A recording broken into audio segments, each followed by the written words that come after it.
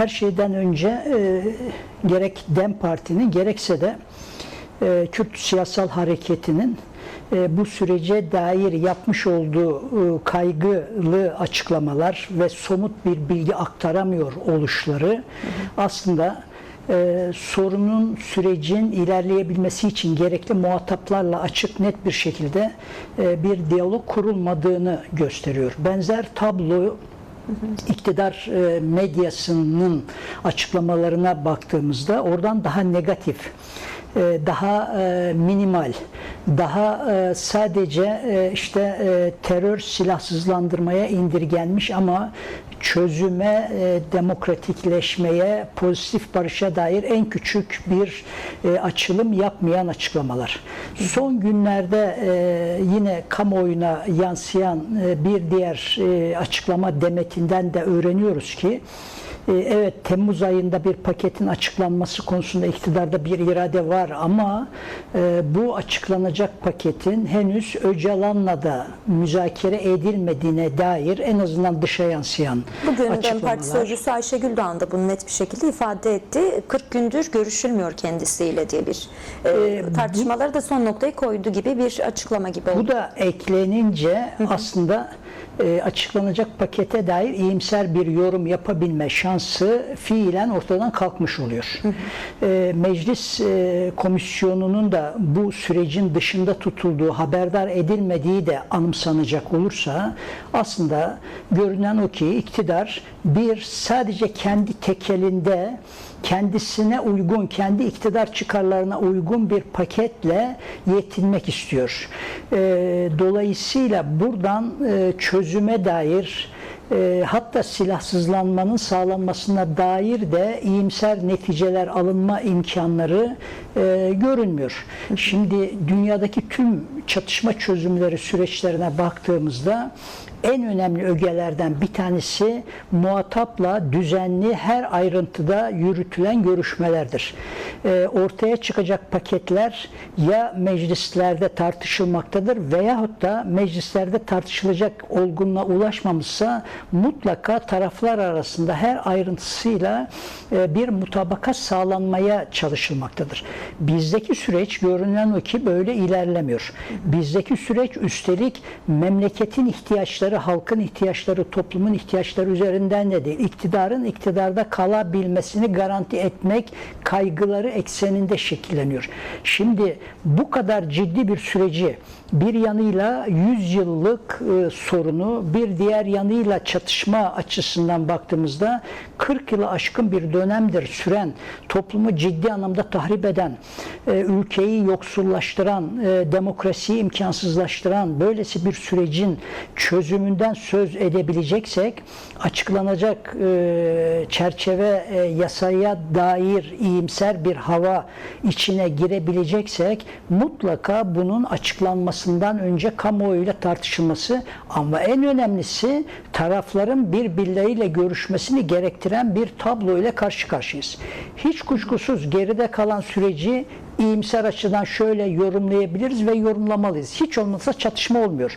Hiç olmazsa insanlar daha huzurlu bir atmosferde yaşıyor. Ama böylesi bir huzur atmosferi eğer sorunun çözümü doğrultusunda umut ve somut ilerlemelerle birlikte olmazsa ne yazık ki süreyen hale gelemiyor. Dolayısıyla da ortada çok ciddi bir problem var. Fakat iktidarın bu süreci yönetme biçimi bu sürecin gerektirdiği zorunlulukların hiçbir tanesine uymuyor. Şimdi bu açıdan baktığımızda ben doğrusu Temmuz ayında açıklanma ihtimali hala güçlü. En azından Cumhurbaşkanı'nın açıklamasını esas alacak olursak. Ama bu açıklanacak paketin içeriğinin sorunun çözümüne yol döşeyecek, iyimserliği arttıracak, gelecekten yana güven verecek bir içerikle mi yayınlanacak sorusunu soracak olursak ne yazık ki bu soruya pozitif cevap verebilme şansı şu anda Türkiye'de demokrat olsun olmasın hiç kimsenin elinde değil. Dolayısıyla ortada ciddi bir problem var. Bu problem çözülmediği müddetçe paketin Temmuz ayında açıklanıp açıklanmayacağının da önemi kalmıyor. Evet. Bakın DEM Parti'den sürekli işte açıklansın baskısı var. Çok haklılar ama eğer bu paket ihtiyaçları karşılayacak bir yerden açıklanmayacaksa paketin erken açıklanmasının da bir değeri kalmamış olacak. Dolayısıyla koca bir soru işareti karşısındayız. Çok güncel ve somut bir örnek de var. Biliyorsunuz bir meclis komisyonu var. Meclis komisyonu 7 maddelik bir rapor yayınladı. Kayyum bunların içerisinde en çarpıcı noktalardan bir tanesi işte görevden yani kayyum atanan belediye başkanlarının tekrar göreve getirilmesi meselesi var. Sadece çok sıcak gündem olduğu için hatırlatmak da istiyorum. Dediklerinizle örtüşüyor çünkü. Mesela bu sabah bir haber geçti. İçişleri Bakanlığı tarafından Ahmet Türk'ün görevine iade edilmesi meselesi 2 ay daha uzatıldı. Yine gündemde olan konulardan bir tanesi bir komedyen var. Bir stand-up gösterisi yapmıştı Deniz Göktaş. Az önce arkadaşlarım söyledi. Tutuklanmış. Evet. Bu örnekler size neyi düşündürüyor ya da var olan bu bahsettiğiniz o kaygı uyandıran pratikler çünkü. Bu böyle giderse ne olur ve bu neye işaret aslında? Bir mutabakat yasalar deniyor ama önümüzde en basitinden 7 maddelik madde içerisinde bulunan kayyum meselesinin hiç olmadığını görüyoruz. Yani işlenmediğini görüyoruz. Bu örnekler de az önce işaret ettiğim kaygıları aslında arttıran örnekler. Geleceğe dair umut üretebilme şansını elimizden alan örnekler.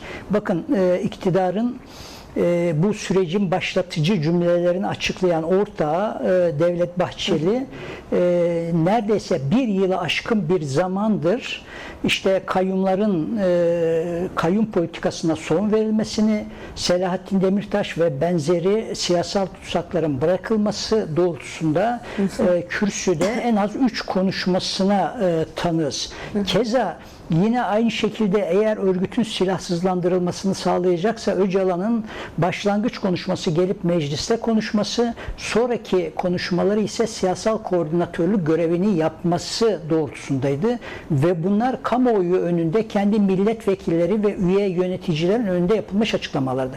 Bu açıklamaların hiçbir tanesi eğer bir oyun planının işte rolleri söz konusu ise ki öyle olmadığını düşünüyorum kendi adıma. Devlet Bahçeli'nin kendi görüşlerini ifade ettiğini düşünüyorum. Ama bunların gereklerini yapmamakta ısrar eden bir iktidar aklı ile karşı karşıyayız. Oysa komisyonun çalışmalarında da sizin işaret ettiğiniz gibi 7. ve 8. maddelerinde bu aslında İYİ Parti'yi bir tarafa bırakacak olursak, ırkçı partileri bir tarafa bırakacak olursak çok açık, net bir şekilde meclisin ortak mutabakatıyla atılması gereken adımlara işaret ediyor. O adımların atılacağının söylenmesinin üzerinden bile neredeyse 8 ay geçti ama bu konuda da somut hiçbir adım atılmış değil. Üstelik adım atmama hali mevcut yasaların, mevcut anayasanın, mevcut üst yargı mahkemelerin kararlarının çiğnenmesi şeklinde de sürüyor. Yani var olan durumu daha ileriye götürecek adımlardan bile söz etmiyoruz. Var olan mevcut yasallığın ihlaliyle, anayasanın ihlaliyle, Avrupa İnsan Hakları Mahkemesi'nin, işte Anayasa Mahkemesi'nin kararlarının ihlaliyle yaratılmış olan hukuksuzluk ögelerinin giderilmesinden söz ediyoruz. Bunların giderilmemesi halkta, başta Kürt halkı olmak üzere, başta Türkiye'de demokrasi isteyen toplumlar, topluluklar, siyasal güçler olmak üzere herkes açısından çok ciddi kaygı nedenidir. Bu kaygı doğrudan doğruya siyasetle ilgili olmayan insanlar açısından da memleketten umudu kesme, ekonominin düzelmemesi, yurt dışında kendilerine bir istikbal arama şeklinde yansımaktadır. Dolayısıyla tartıştığımız konu sadece işte devlet ile PKK arasındaki ilişkinin artık negatif barış halinden pozitif barış haline geçirilmesinden çok daha öte bir şeydir. Kürt halkının çektiği acıların sona erdirilmesi, Kürt halkının tıpkı Türk halkı gibi temel hakları olan çiğnenemez, dokunulmaz haklarının ısrarla reddedilmesi ve yerine getirilmemesi hali ile ilgili konuşuyoruz. Ve bunların bütün bir memlekete yansıması ise siyasetin sürekli belirsiz, ekonominin sürekli kriz içinde, toplumun da sürekli gelecek ufkundan yoksun kalması şeklinde yansıyor. Şimdi son gelişme bu durumu daha da artıran bir öge taşıyor. Çünkü 2 yıla yakın bir süreç, bu süreç süründürüldü. Hiçbir adım atılmadı. Yapılacağı söylenen şeyler de yapılmadı. Oysa hatırlayalım, 2013-2015 arasındaki süreçte dönemin iktidar sözcüleri, başta bugünkü Cumhurbaşkanı olmak üzere, toplumun karşısına sıklıkla çıkarak Kürt sorununu çözmek zorunda olduğumuzu, bunun bir adaletsizlik problemi olduğunu, bunun bir hukuksuzluk olduğunu sürekli topluma anlatan bir yerde duruyordu. Bu ne demek? Bu çok önemli bir şey. Çünkü toplum sürekli ırkçı, milliyetçi, inkarcı, asimilasyoncu bir yerden koşullandırdığınızda o toplum artık tedavi edilmesi lazım, düzeltilmesi lazım, onarılması lazım. Oysa bugünkü mevcut süreçte aradan 2 yıl geçmiş olmasına rağmen ne Cumhurbaşkanı, ne iktidar medyası, ne iktidar sözcülerinden bu doğrultuda en küçük bir açıklama olmuyor. Tam tersine ihlal edilmiş anayasa ve yasaların gerekleri dahi yapılmıyor. Kayyum politikası en başta bunun en açık göstergesi. Düşünsenize mesela Ahmet Türk'ü görevden aldınız. Görevden almanın aslında hiçbir gerekçesi yoktu. Bir müddet sonra bizzat sizin mahkemeleriniz bile dedi ki görevden almanın hiçbir koşulu yok. Ahmet Türk'ün herhangi suçlanacak bir şey yok. Artık ne yapılması lazım? Zaman geçirilmeden Ahmet Türk'ün görevine geri göndermesi lazım. Bu neyi getirecektir? Halkta galiba bu sefer oluyor bu iş. Umudu yaratacaktır. Oysa bu yapılmıyor. İktidarın açıklamalarına bakıyoruz. Maalesef demokrasi güçlerini muhatap almıyor. Kürt halkını muhatap almıyor. Muhatap almak zorunda olduğu örgütü de doğrudan muhatap almıyor. Öcalan'ı muhatap alıyor ama Öcalan'ın da muhataplığını arada bir fiili kesintilere uğratan, dışarıyla görüşmesini, yani 2 yıl önce ne denilmişti? Meclise gelsin konuşsun demişti. Şimdiki durum ne? Şimdi örneğin DEM Parti'nin İmralı heyetinin görüşmesinin bile engellendiği bir tablo ile karşı karşıyayız. Yani 45 günü aşan bir çok ciddi bir süre. Yani tam da adım atılması, çerçeve yasası çıkartılmasından söz edildiği bir dönemde 45 gün Türkiye Büyük Millet Meclisi'nin 2 milletvekilinin gidip görüşmesinin bile engellenmesi hali aslında bir çözüm iradesiyle karşı karşıya olmadığımızı gösteriyor. Tam tersine hala iktidar konuşurken aslında dönüp Türkiye'nin bazı ırkçı partilerine, ırkçı önyargılara sahip insanlarına hayır sizin korkmanıza gerek yok. Biz bir şey yapmayacağız ki zaten. Çıkaracağımız yasalar şununla sınırlı, bununla sınırlı diyen açıklamalar yapılıyor.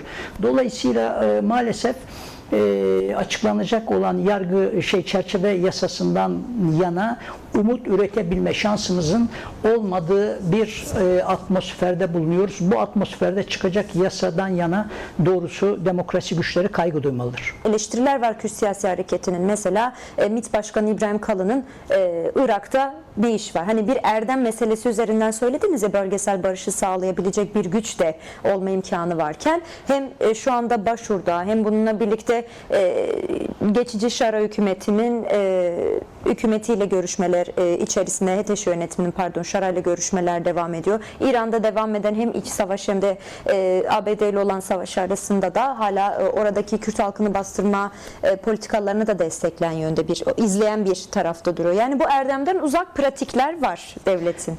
Burada belki zamanımız azalıyor olabilir. O nedenle Konuyu açtığı için sormadan geçemedim bunu.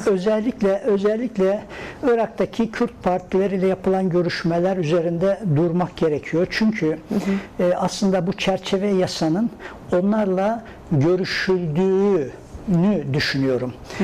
MİT Başkanı'nın gidip 2 önemli Kürt partisinin ama Türkiye'deki Kürt siyasetiyle kıyaslandığında görece daha muhafazakar ama görece fiili bir devletleri olan 2 Kürt partisiyle yapılan görüşme aslında büyük bir olasılıkla asıl görüşülmesi gereken Türkiye'deki Kürtlerin temsilcileri iken gidip onlarla görüşmek bende şu duyguyu uyandırıyor doğrusu. Onlara Türkiye Kürtlerinin haklarını vermemek üzere bir uzlaşıya ikna etme çabası. Yani eğer söz konusu içeriksiz çerçeve yasa Barzani ve Talabani'ye kabul ettirilebilirse Türkiye Kürtlerine dönüp bakın dünyadaki diğer Kürtler bu yasayı kabul etti ama bizdekiler terör yapmak istiyor demeye getirecek bir Derece muhafazakar Kürtler deniyor gerçi. açılım yapılmaya çalışılacak. Umuyorum ve diliyorum ki hem Barzani hem Talabani aslında yakın geçmişte sergiledikleri ortak sağduyu hattında durmuşlardır.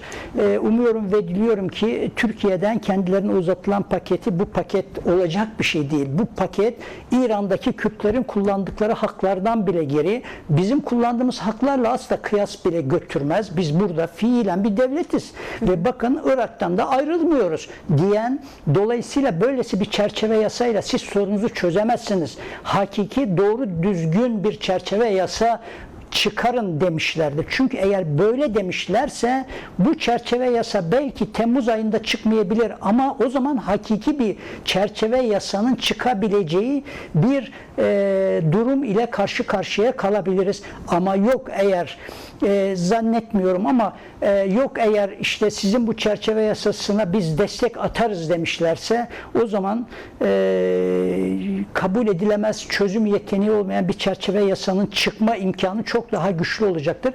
Umalım ki böyle olmaz. Çünkü sadece Türkiye'nin değil, bölgenin de barışa ihtiyacı var. Evet, burada çünkü bir mesele daha var, konuya açıyor, süremizin sonuna doğru geliyoruz ama bir sorum daha olacak. Ancak bahsettiğiniz mesele de son dönemde özellikle Abdullah Öcalan'ın da üstünde durduğu ve çeşitli konferansların yapıldığı, Rojava dönemin son saldırılar döneminde gelen birlik halinin önemine de atıfta bulunan bir meseleyken böylesi ucu açık tartışmalar da var ancak hakiki bir çerçeve yasa dediniz, ben soruma geleyim.